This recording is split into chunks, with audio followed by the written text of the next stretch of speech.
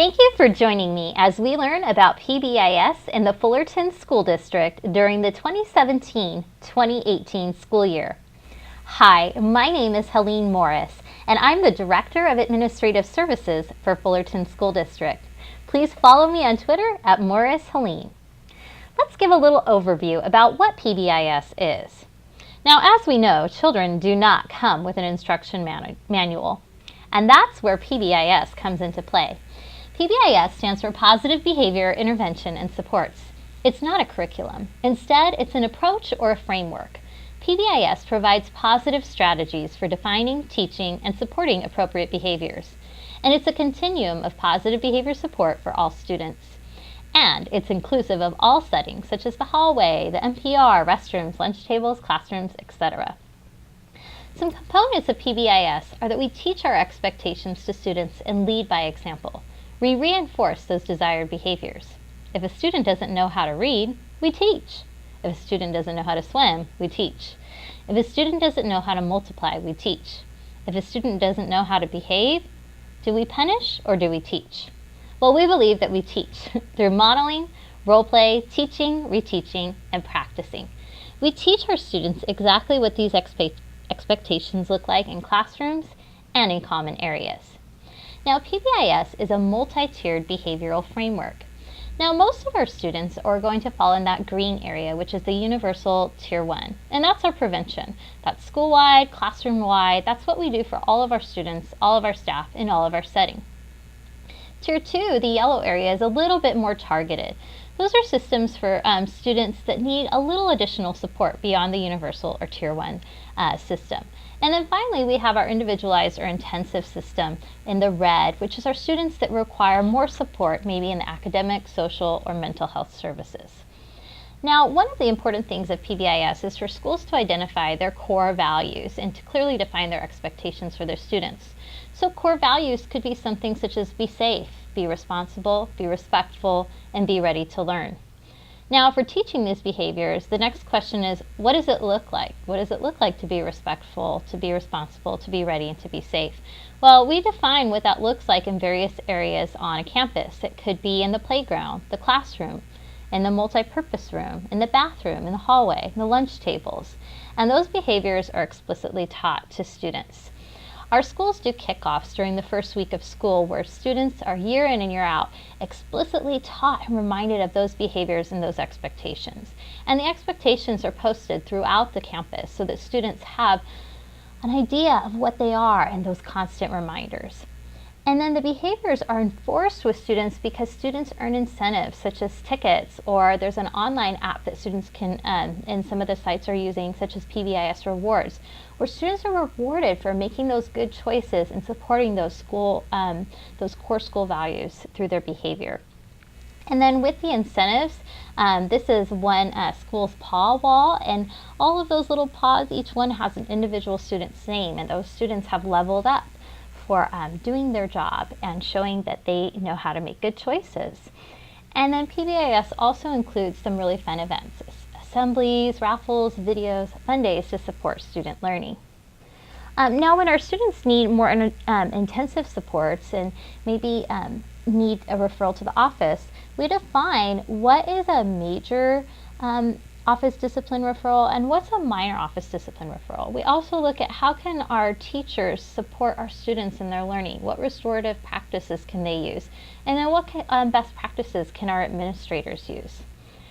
It's also really important for us to have that connection to home life and to involve our parents and families and extend PBIS practices and common language from the school site to the home. So we might teach our parents just to use positive wording. So for example, instead of telling a kid don't run, we state the targeted behavior, which is walk. Or instead of saying no hitting, we say, okay, hands to self. Instead of stop jumping around, maybe keep your body calm. So reinforcing that at home and at school really helps our students to have a well-balanced approach. Now let's get a little more specific about where our schools are at with their PBIS implementation. So most of our schools, as you'll see here, are in sustainability. That means they've gone through Tier 1 training, Tier 2 training, Tier 3 training, and are finally sustaining their PBIS programs. A few of our schools started a little bit later in their PBIS journey. So our Tier 2 schools right now are Acacia, Laguna Road, and Nicholas Junior High. And in the Tier 3 cadre, we have Beechwood School. And then as you can see here, all the rest of our schools are in sustainability. Now, depending on what tier you're at, we partner with the Orange County Department of Ed, and we have a contract with them, and they provide training at the different tiers. So Tier 1 trainings, Tier 2 trainings, Tier 3 trainings, and finally sustainability trainings. So the Cadre 2 trainings for OCDE are attended by teams, the PBIS teams at Acacia, Laguna Road, and Nicholas. And this is kind of a chart showing the offerings of the Orange County Department of Ed. And then our Cadre 3 or Tier 2 school, which is Beechwood, they attend those trainings at OCDE. Then that leaves us with all of our other schools, the other 16 schools, which are sustainability schools. Now, our sustainability schools attend in-house training, and we have some trainings coming up on December 12th, February 6th, and May 15th. OCDE also offers sustainability training, and we're able to send small teams to those trainings as well to further get new ideas about how we can keep our practices fresh. So what's our vision for PBIS for the 2017-18 school year? What are we really hoping to accomplish as a district? Well, we have 4 focal areas that we've defined. The first is universal behavior screening.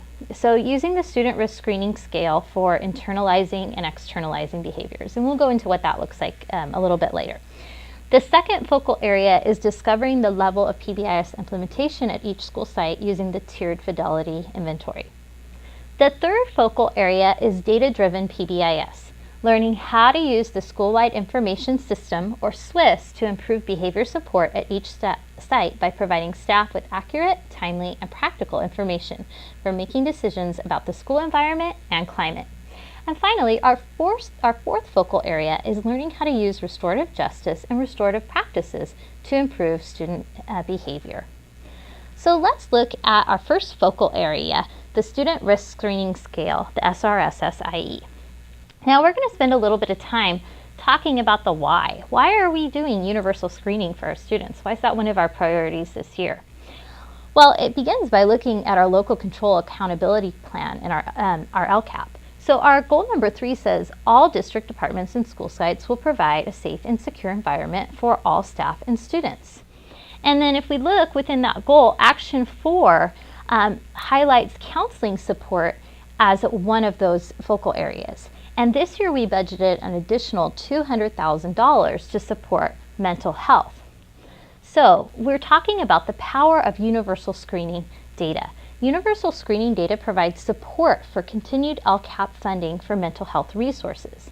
The data also supports an overall approach to MTSS, which is multi-tiered systems of support. MTSS is basically where PBIS meets RTI, or response to intervention. Now, when we're talking about behavioral screening, it's really a paradigm shift. Now, we use universal screening to help determine the academic interventions our students need. Why wouldn't we do the same to identify the students needing greater behavioral or social emotional support? And that's what we're hoping to accomplish with our students. So our schools have mental health resources and support. For example, our schools have a PBIS team that analyzes data and develops behavior support plans.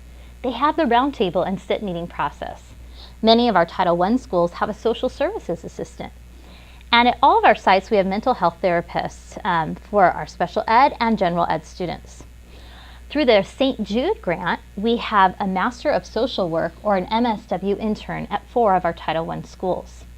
In the Department of Child Welfare and Attendance, we also have a social services assistant who is funded through the St. Jude grant. And I'd like to introduce her to you. Her name is Elizabeth Alva. And again, she is the Social Services Assistant in the Child Welfare and Attendance Department. And she works with families to provide referrals to outside counseling resources. So we might have one of our mental health interns contact Elizabeth so she can connect that family to more intensive or just outside resources that the family might need. Again, she's funded through the St. Jude grant, and we have her email there, elizabeth_alva@myfsd.org. And that's all part of our student risk screening scale. So when we're screening students, we're using a research-based screener, and it's called the SRSSIE. And it screens for 7 externalizing behaviors and 5 internalizing behaviors. Now, we're not saying that students always display these behaviors. It's just how often does the teacher observe a student displaying these behaviors. So teachers use a rating scale for the screener. It's a Likert type scale where they say 0, they never see it, 1 occasionally, 2 sometimes, 3 frequently. And then that data is input into Illuminate, which is a system we already have in place. And we use cut points. So green means a student would be at low risk, yellow would be at moderate risk, and red would be at high risk. Again, the SRSSIE is a research-based tool. There's a variety of resources available. One of the videos I'd like to highlight that can just be found by searching YouTube is by Kathleen Lane, professor of Kansas University's Department of Education. It's a 16-minute video, and it goes into great detail. Now, we've provided all of our administrators and teachers with directions for how to administer this type of behavior screener and what to do with the data, including our screening windows, and they also have access to an Illuminate screencast. So again, that's one of our focal areas for this year, is using the SRSSIE behavior screener. Our next focal area is the tiered fidelity inventory. So you might be wondering, what is it? Who would use it? Why would we want to use it? And how do we access it? So what it is it's basically a way for school PBIS teams to determine where they're at in their PBIS implementation. Just because a school is in sustainability doesn't mean that they have PBIS fully implemented to every single level. So it's a way for them to assess where are they at and what are the gaps. And so it would be used by school site PBIS teams, and they would want to use it so they could improve their school-wide PBIS. And how do they access it? We access it through pbisapps.org. And our schools have been provided with some training on how to use this, and in our next sustainability training, we'll be going into deeper focus with the tiered fidelity inventory. Our third focal area for this year is using Swiss. Now, one of the things our PBIS teams do is they meet. It might be a couple times a month, it might be once a month, but they look at the Swiss data. Now, Swiss is a school-wide information system, and the office discipline referrals are logged into Swiss. And Swiss provides some really powerful data for decision making.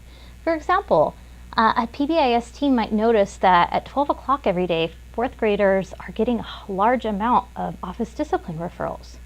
Why is that happening? Well, it could be that maybe the supervisor is walking the 2nd graders out somewhere and there isn't enough supervision for the 4th graders. Or it could be a deeper issue. So that data is used to see who's getting referred to the office. What time of day is it happening? Are certain teachers writing referrals and certain teachers maybe not utilizing that system? So it gives data so that the school can make decisions for improving their PBIS practice. And one of the great resources we always love to share with our staff is PBIS World. So when we're noticing our students who need behavior support plans, this is a great resource for putting that into effect. Our fourth and final focal area for the 2017-18 school year is implementing restorative justice and restorative practices. We have had a great partnership with PBIS with Ginger Frady, who's the assistant principal at Rolling Hills School. And she's provided our PBIS teams throughout the district with some great trainings on restorative practices. Now, if you're wondering what restorative practices are, restorative practices in schools are inspired by the philosophy and practices of restorative justice, which puts repairing harm done to relationships and people over and above the need for assigning blame and dispensing punishment. Now, the why of restorative practices in schools, there's two great books that we refer to in our trainings, and that's Restorative Circles in School and the Restorative Practices Handbook. And one of the things we want to do is we want to make sure students build those positive relationships at the elementary and middle school levels so that they can go on to become productive citizens. We see the school to prison pipeline, which means in school if a student is suspended and expelled multiple times, that student could drop out and that student could go to prison, or that student could go to a juvenile detention facility and might then later re-enter the prison system as an adult. And that's the cycle that we do not want to see for our students. And that's why restorative practices are so important. The California Ed Code also supports the need for restorative practices. California Ed Code 48900.5 states suspension shall be imposed only when other means of correction fail to bring about proper conduct. And other means of correction include, but are not limited to, the following. And then some of those are stated in the Ed Code, which include participation in a restorative justice program and a positive behavior support approach with tiered interventions that occur during the school day on campus, such as PBIS. So what are restorative practices? Restorative practices are a framework for building community and for responding to challenging behavior through authentic dialogue, coming to understanding, and making things right. And here's a great infographic that kind of talks about restorative practices. So some of the key points are building healthy relationships between educators and students, reducing, preventing, and improving harmful behavior, repair harm and restore positive relationships, resolve conflict and hold individual and groups accountable, and address and discuss the needs of the school and the community. And the core philosophy of restorative practices are that human beings are happier, more productive, and more likely to make positive changes in their behavior when those in positions of authority do things with them rather than to them or for them. So here's kind of a paradigm shift with restorative practices. So the adversarial role or question might be, what rule was broken? But the restorative approach is, well, who is harmed? Adversarial, who's to blame? Restorative is, okay, what harm resulted? Adversarial, what punishment does the offender deserve? Restorative is, well, what needs to be done to make things right? And one of the things that can be done is using restorative circles. And restorative circles are great for building relationships, addressing issues, taking action, and getting students acquainted with one another and their own selves.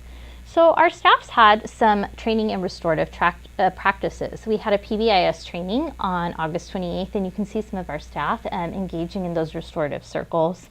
And then this is just a candid shot showing that it was really a positive training. We also had restorative practices trainings. We had 2 sessions at the Strengthening Your Core Conference on October 9th, 2017. And right up front here, we see the team from Nicholas engaging in a restorative circle. So kind of looking at restorative circles in action, there's a lot of research to support that. And there's some YouTube videos that we've highlighted at our trainings that really just show that the circles are a powerful way to build restorative practice processes within a school. And it's a great way for staff and students to build relational capacity. So when we think about restorative practices, we want to think about integrating it into an MTSS approach. So again, remembering the MTSS is how we take PBIS and RTI, response to intervention, and we pair them together to support the whole child. So if we look at the bottom of our triangle here, when we think about prevention and intervention using restorative practices, we think about building community and relationships. That could be community building circles, effective questions, and effective statements. Then maintaining relationships. That could be done through impromptu conferences, circles for problem solving, or conflict resolution. And finally, repairing harm and restoring relationships. And that could be done at a formal restorative conference. So again, these restorative practices, just like PBS, are a tiered approach to supporting students. So what does that tiered approach look like?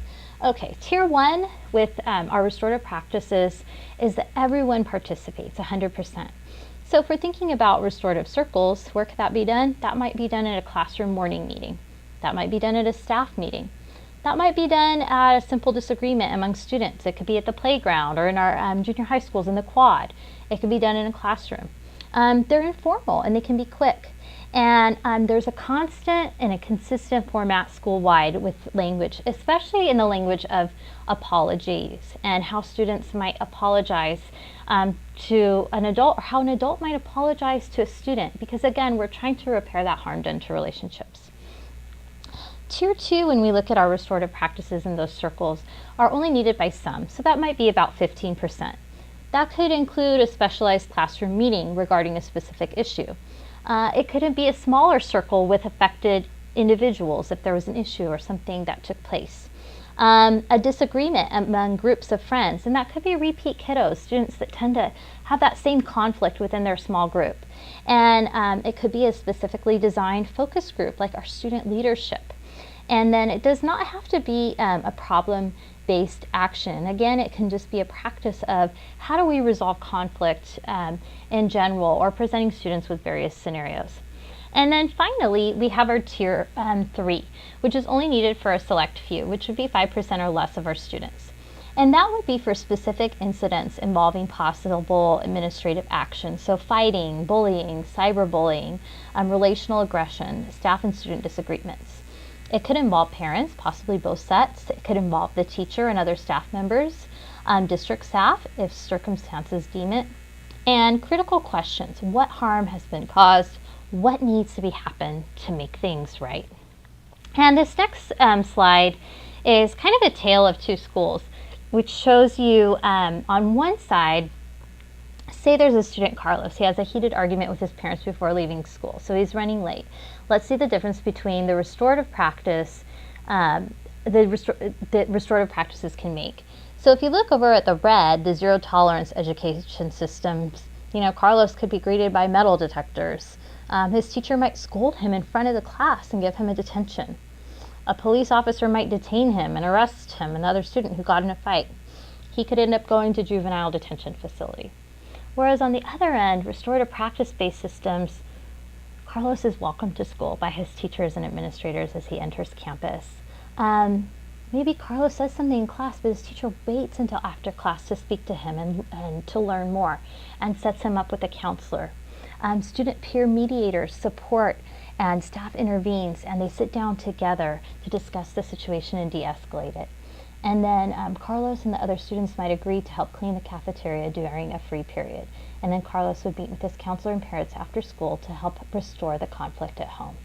So that's a tale of two schools, and what we're moving to with our MTSS, that PBIS, and that multi-tiered system of support is a restorative approach. And if we look at restorative circles in school, the circles can be related to course content or interpersonal. They can help people take responsibility. They can allow quiet voices to be heard. We all know students who don't like to speak up, and we want to give them a voice. Circles can allow leaders to emerge. And someone will say, I don't know, can I pass? And it kind of helps students to be sure they have a response. The shape of the circle is important. We do use that circle shape because it's very inclusive. And with circles, we want our leaders to model appropriate participation. Circles can help people explore issues on a deeper level. Circles allow people to learn about each other and build relationships. And I think the biggest thing is that the circles really encourage problem solving. So we're going to have future PBIS trainings. Acacia, Beechwood, Laguna Road, and Nicholas attend the trainings at OCDE because they're at those Cadre 2, Cadre 3 levels. All of our other FSD sustainability schools attend in-house trainings coming up on December 12th, February 2nd, and May 15th. And we'll be delving deeper into restorative practices, our fidelity inventory, looking at our screener, and basically and our Swiss data, and seeing how we are coming together to really support our students. And I just also want to highlight we're able to send small sustainability teams to the trainings at OCDE as well. And the last slide here, I want to close with a positive note of one of our schools, Pacific Drive, just won a gold standard PBIS award, and we are incredibly proud of them and the practices that they have put into place. And we're looking forward to developing that with all of our schools and winning those recognitions. So thank you so much for your time today, and I hope you enjoyed this presentation.